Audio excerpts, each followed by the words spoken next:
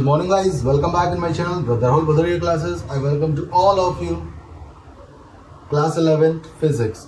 Guys, हमने कल किया लास्ट वीडियो में हमने सॉल्व किया था न्यूटन्स थर्ड लॉ, लेकिन आप में से किसी एक बच्चे का कुछ कंप्लेन आया कि सर वो साफ नहीं आया या कुछ नहीं आया, तो नो प्रॉब्लम बेटा, हम उसको दोबारा कर लेते हैं, ठीक है ना।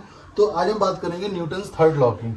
तो what is Newton's third law? Newton का थर्ड लॉ क्या होता है? न्यूटन का थर्ड लॉ, तो according to Newton's third law, first of all मैं आपको बेटा बताना चाहूंगा, this is considered as universal law. It is famous law of actions and reaction, यानी कि every action has an equal and opposite reaction, यानी कि हर क्रिया की एक बराबर और विपरीत प्रतिक्रिया होती है। जब भी एक बॉडी किसी बॉडी पर फोर्स लगाती है, तो second body also exert equal amount of force on first body in opposite direction.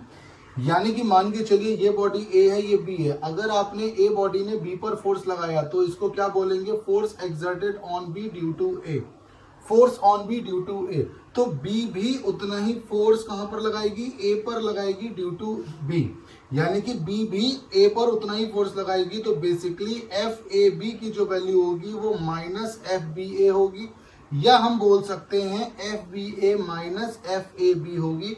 ये दोनों ही राइट है, ठीक है ना। मतलब कि अकॉर्डिंग टू दिस लॉ, जब भी कोई बॉडी, इस पूरे यूनिवर्स का लॉ है ये, जब भी एक बॉडी किसी दूसरी बॉडी पर कोई फोर्स अप्लाई करता है, कोई मोशन करता है, कोई फोर्स कंडीशन करता है, तो सेकंड बॉडी भी फर्स्ट बॉडी पर उतना ही फोर्स अपोजिट डायरेक्शन में लगाती है। This is famous Newton's third law, universal law है, पूरे ब्रह्मांड में इसको सत्य पाया गया है, ठीक है, कहीं भी ये गलत नहीं हो पाया है, और इसको famous action and reaction law से कंसीडर किया जाता है। Every action has an equal and opposite reaction, every action has an equal and opposite reaction.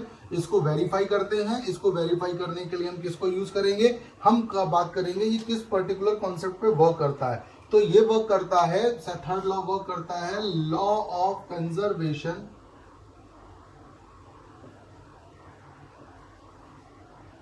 Conservation rate of change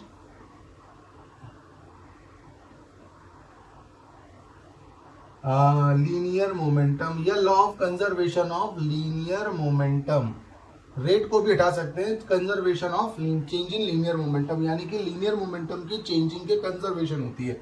यानी कि delta P1 the change in linear momentum first, जैसे एक second पर force लगाएगा तो पहले के मोमेंटम में चेंज आया, और दूसरा फर्स्ट पे लगाएगा तो दूसरे के मोमेंटम में चेंज आया। तो delta P1 plus delta P2 की वैल्यू क्या हो जाएगी? 0। डेल्टा P1 P2 को ट्रांसफर कर देंगे, क्या हो जाएगा? Delta P2 both side divided by dt, या डेल्टा t से डिवाइड कर दो, ठीक है ना, both side divided by delta t। और डेल्टा t जो हम लेके चल रहे हैं बेटा लोग, ये बहुत ही क्या है? लिमिटलेस, यानी कि ये बहुत ही लिमिट टेंस टू 0 है। लिमिट लगा देंगे डेल्टा t टेंस टू 0, तो आप यहाँ पर लिमिट अप्लाई कर दोगे, delta t tends to 0, delta P1 upon delta t equals to delta P2, और लिमिट यहाँ पर भी लग जाएगी, delta t tends to 0। Limits लगने के बाद ये क्या बन जाएगा? dP1 upon dt equals to minus dP2 upon dt, minus dP2 upon dt। The rate of change of momentum आ चुका है ये, ठीक है ना। The rate of change of momentum जो आ चुका है, इसको हम अप्लाई करेंगे फोर्स से फर्स्ट, यानी कि A टू B, फर्स्ट और A बॉडी के द्वारा B बॉडी पे जो फोर्स लग रहा है, और वो हो जाएगा P2, यानी कि ये बन जाएगा B टू A, B के द्वारा A पर जो फोर्स लग रहा है। सो दिस इज थर्ड लॉ, यही आपका क्या कहलाएगा? दिस इज थर्ड लॉ, यही न्यूटन का थर्ड लॉ होता है, ठीक है ना।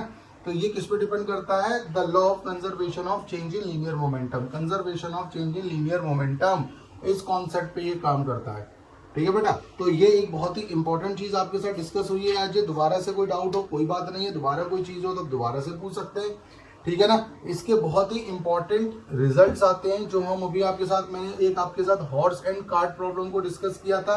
Every action has an equal and opposite reaction, हर क्रिया की एक बराबर और विपरीत प्रतिक्रिया होती है। जैसे इसके कुछ एग्जाम्पल्स आपके साथ डिस्कस फिर से कर लेता हूँ, जैसे कुछ इसके एग्जाम्पल्स, या हम देखते हैं, जैसे कि number 1, book is lying on table, book is lying on table, यानी कि कोई भी बुक जैसे ये रखी हुई है, तो यहाँ पर क्या मिल रहा है? इसका फोर्स, यानी कि mg। तो उसके अपोजिट रिएक्शन में क्या मिल रहा है? इसका reaction, every action has an equal and opposite reaction, तो इसके रिएक्शन के तौर पर R इक्वल्स टू आपको क्या मिल रहा है? mg। इसके रिएक्शन के तौर पर आपको क्या मिल रहा है, आर इक्वल्स टू क्या मिल रहा है आपको, mg मिल रहा है। तो every action has an equal and opposite reaction हो जाएगा, आर इक्वल्स टू mg हो जाएगा। उसी तरीके से मैंने आपको बोला था जेट प्लेन जब एयर में, जैसे कि मान के चलो ये जेट प्लेन है, थोड़ा सा बस उसको फीलिंग को समझेगा बेटा, ये जेट प्लेन नीचे की तरफ क्या निकाल रहे होंगे, ये उसकी गैसेस है वो नीचे की तरफ आ रही होंगी और जेट प्लेन वेलोसिटी के साथ ऊपर जा रहा होगा। तो अगर बेटा ये एक्शन है तो ये उसका रिएक्शन है, ठीक है ना। Every action has an equal and opposite reaction. जो गैसेस तेजी से जलती हुई बाहर निकलती हैं उसके रिएक्शन की वजह से वो ऊपर की तरफ लिफ्ट होता है। तो ये सब एक्शन और रिएक्शन होगा, ठीक है। ऐसे बहुत सारे एक्सपेरिमेंट होते हैं, इससे बहुत सारे एग्जांपल्स हमें देखने को मिलते हैं। वॉकिंग मैंने आपको बताया था, रनिंग, जंपिंग, ये सब इसी के एग्जांपल होते हैं, ठीक है ना। तो इसके बाद मैंने हॉर्स एंड कार्ट प्रॉब्लम आपके साथ डिस्कस कर लिया था। आज मैं बहुत ही इंपॉर्टेंट टॉपिक बेटा, प्लीज आपके साथ एक बहुत ही इंपॉर्टेंट एस्पेक्ट है इसका, एपरेंट वेट की मैं डिस्कशन करने वाला हूं। Apparent weight of a man, यानी कि किसी भी मैन का एपरेंट वेट कहां पर, इन अ लिफ्ट, यानी कि अगर वो व्यक्ति लिफ्ट में है तब उस केस में उसका एपरेंट वेट क्या होगा। यानी कि अगर वो व्यक्ति लिफ्ट में है और उस केस में उसका एपरेंट वेट क्या होगा। एपरेंट वेट क्या होता है, फर्स्ट ऑफ ऑल हम इस पे बात करेंगे कि what is apparent wait. Apparent wait क्या होता है, देखिएगा आप लोगों ने, पता नहीं कितने लोगों ने स्विमिंग कभी की है, पानी में कभी गए हो। जब आप स्विमिंग करते हो या वाटर में होते हो तो बेसिकली आप सबको अपने बॉडी वेट के बारे में आइडिया होते ही है, ठीक है ना। लेकिन जब हम पानी में जाते हैं, कभी वाटर में जाते हैं, तो हमें अपना वेट क्या लगता है, कम लगता है, अपना वेट रिड्यूस लगता है, अपना वेट हमें हल्का लगता है, हम अपने आप को हल्का महसूस करते हैं। ऐसा इसलिए होता है क्योंकि वाटर जो ऊपर की तरफ है ना, वो थ्रस्ट फेंकता है, अब थ्रस्ट फोर्स लगाता है आपके ऊपर, और आपका वेट कहाँ काम कर रहा है, डाउनवर्ड। तो होता क्या बेटा, कुछ इस तरीके से होता है कि यहाँ पर आपका वेट नीचे की तरफ लग रहा है, लेकिन पानी ऊपर की तरफ क्या डालना होता है, अप थ्रस्ट।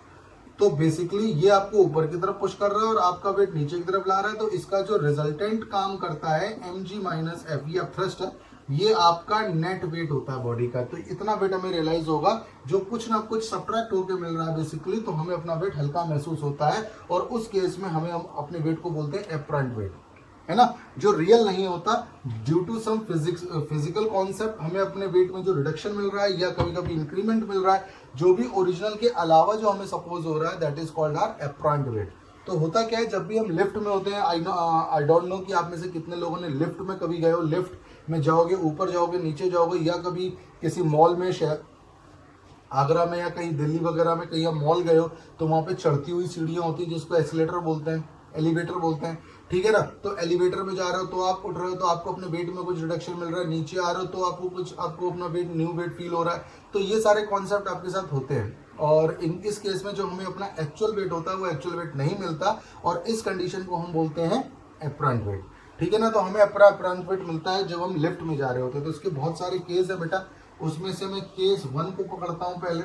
मान के चलिएगा ये क्या है, लिफ्ट है, ठीक है ना, दिस इज लिफ्ट, और ये जो भाई छोटा सा है ये क्या है, मैन है। तो अभी पहला केस 1 जो आएगा आपकी जो है, लिफ्ट इज स्टैंडिंग मोड, यानी कि लिफ्ट जो है वो अभी रुकी हुई अवस्था में। तो उस केस में इसका वेट जो mg है और ऊपर रिएक्शन क्या मिल रहा है, r। जब लिफ्ट चल ही नहीं रहा तो r इक्वल्स टू mg, मतलब जो उसका वेट था वही उसकी बॉडी को रिएक्शन मिल रहा है। हम हल्के या भारी इस रिएक्शन की वजह से लगते हैं, वेट की वजह से नहीं लगते। वेट तो आपको जो है उतनी रिएक्शन मिलेगा, तो जितना ज्यादा आपको रिएक्शन मिल रहा है, आप ये कह सकते हो आप अपने आप को उतना हल्का या उतना भारी महसूस करते हो। तो यहाँ पर इस केस में हमें एक्चुअल वेट रियलाइज होता है। केस 1 जब आपकी लिफ्ट खड़ी हुई है, आपको अपना एक्चुअल वेट रियलाइज होता है, ठीक है ना। Case 2, lift is going up, lift ऊपर जा रही है विथ कांस्टेंट वेलोसिटी v। यहां पर कांस्टेंट वेलोसिटी से अब की बार लिफ्ट ऊपर जा रही है, ध्यान दीजिएगा। ये लिफ्ट है, ये बॉडी है, बॉडी का वेट mg नीचे की तरफ है, लिफ्ट ऊपर तो जा रही है, रिएक्शन होगा, लिफ्ट ऊपर तो जा रही है, बट वेलोसिटी उसकी v कांस्टेंट है। और जब भी वेलोसिटी v कांस्टेंट हो जाएगी तो यहाँ पर एक्सेलरेशन क्या हो जाएगा, 0। यानी कि अगर किसी बॉडी का वेलोसिटी चेंज ही नहीं हो रहा तो उसका एक्सेलरेशन क्या माना जाएगा, 0 माना जाएगा। और जब उसका वेट, तो देखिएगा बिकॉज यहाँ पर लिफ्ट ऊपर जा रही है तो नेट क्या हो जाएगा, तो आप ये लगाएंगे, देन मोशन ऊपर की तरफ हो रहा है तो ये क्या हो जाएगा, net weight, net force on body या मैन तो ये देखिएगा आर ऊपर की तरफ जा रहा है और एम जी नीचे की तरफ आ रहा है, और ये किसके बराबर हो जाएगा, नेट फोर्स जो बॉडी पर लग रहा है। तो R minus M G, F की वैल्यू हो जाएगी एम ए, तो आर को हम उधर शिफ्ट कर देंगे, M A plus M G, M common ले लेंगे, A plus G equals to R. लेकिन यहाँ पर एक्सेलरेशन तो है ही नहीं क्योंकि बॉडी रेस्ट मोड में है, तो उस केस में रिएक्शन आपको मिल जाएगा एम जी, यानी कि यहाँ भी आपको एक्चुअल वेट ही महसूस होगा।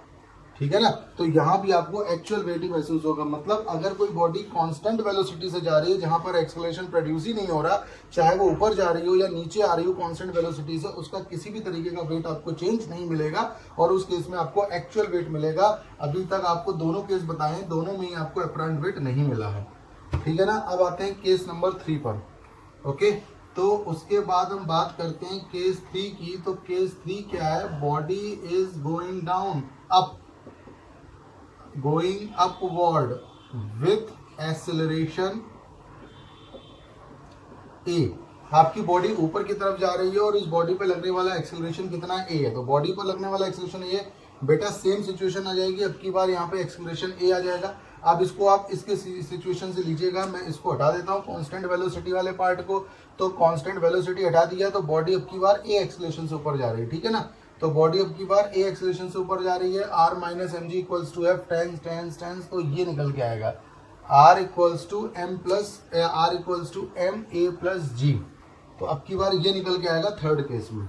इसका सीधा सा मतलब होता है कि आप देखो, आपको मतलब ये ए एक्सेलरेशन है। एक सिंपल सा एग्जांपल लेता हूँ कि मान के चले किसी जैसे मान के चलो बॉडी यहाँ पर 2 मीटर पर सेकंड स्क्वायर के एक्सेलरेशन से जा रही है, तो आपका आर क्या लगाओगे, m2 प्लस जी की वैल्यू 9 पॉइंट ले लेते हो। m मान के चलो उसका मास कितना है 10, तो 10 इंटू कितना हो गया 12, तो 10 इंटू 12 कितना हो जाएगा 120, तो उसका वेट उसको कितना लगेगा 120। लेकिन अगर ये एक्सेलरेशन 0 होता तो उस केस में क्या लगता, m इंटू 0 प्लस 10, मान के चलो एक्सेलरेशन था ही नहीं, ठीक है, नॉर्मल बात कर रहा हूँ। तो यहाँ पर m कितना है 10 और ये g कितना है 10, तो कितना लग रहा है उसको 100 न्यूटन। अब कितना लग रहा है 120 न्यूटन।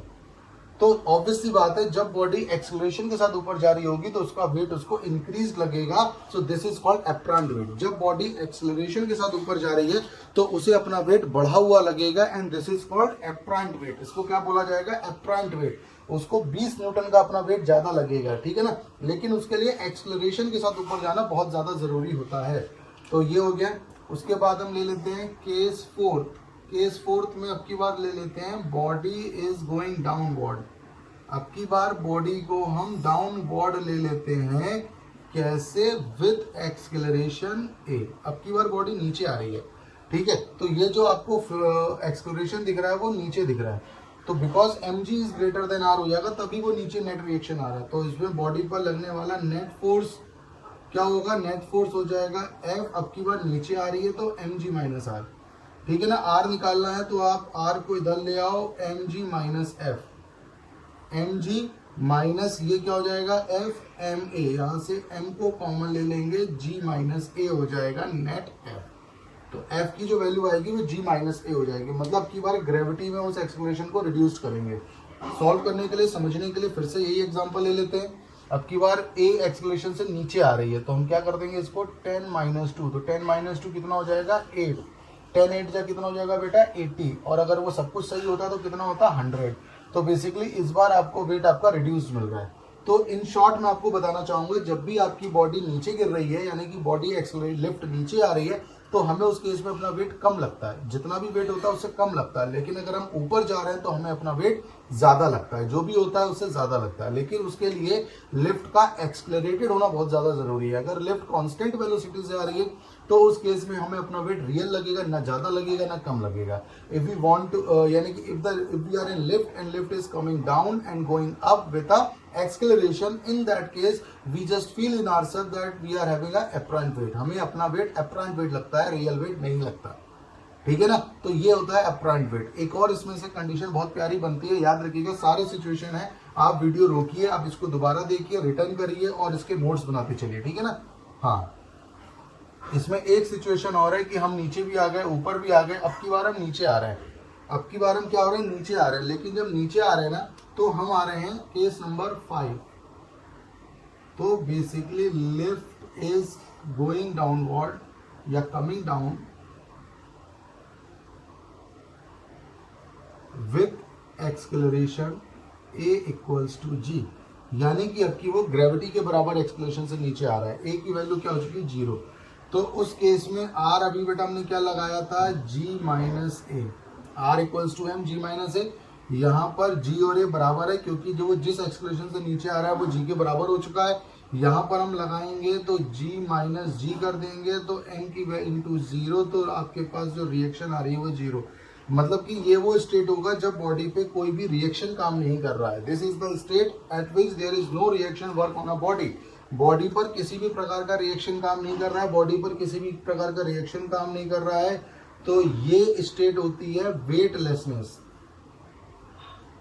ठीक है, और जब वो नीचे जो है वो a इक्वल्स टू जी से गिर रहा है तो इसको बोला जाता है फ्री फॉल।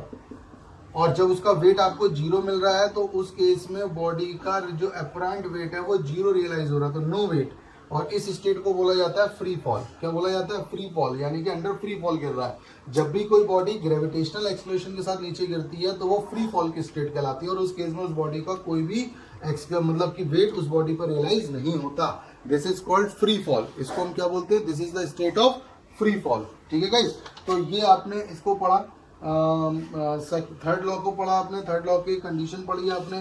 ठीक है ना, अपरेंट वेट आपने पढ़ लिया है। ठीक है ना, अपरेंट वेट आपने पढ़ लिया है। ये काफी इंपॉर्टेंट चीजें हैं जो अभी अभी आपने करी हैं। तो बेसिकली थर्ड लॉ क्या होता है? एक्शन रिएक्शन का लॉ है बेसिकली थर्ड लॉ हमारा, every action has an equal and opposite reaction. ठीक है ना, और उसके हमने कॉन्सेप्ट पढ़े और उसी से रिलेटेड ये हमारा था। ठीक है गाइस, आज आप इतना करते हैं, लगातार हम आगे बढ़ते चले आ रहे हैं। आपको कोई समस्या आ रही है आप मुझे बताइए, है ना। लेकिन पहले क्लास में आप उन चीज़ों को फोकस करिए जो आपको पढ़ाई जा रही हैं। ठीक है ना, उन चीज़ों पे ज़्यादा फोकस करिए जो आपको पढ़ाई जा रही हैं। और आई होप आपका टेस्ट भी होने वाले हैं बहुत जल्दी, तो बेसिकली बहुत कॉन्सेंट्रेटली इस पर फोकस करिएगा। और अगर कोई नोट्स वोट्स आपके पास नहीं है तो मुझे कमेंट कर दीजिएगा, मेरा नंबर उसमें आएगा। जब भी आपके पास ये वीडियो आएगी उसके साथ मेरा नंबर भी आएगा, तो आप उसे मैसेज कर सकते हैं, व्हाट्सएप मैसेज कर सकते हैं। ठीक है, कोई डाउट हो आप मुझे कंसल्ट कर सकते हैं। ठीक है, कोई भी चीज़ की एक्स्ट्रा चीज़ों की जरूरत हो तो आप वो मुझसे पूछ सकते हैं। तो प्लीज़ बस पढ़िए, मेहनत करिए और लगे रहिए। I am always with you. Okay guys, till then see you.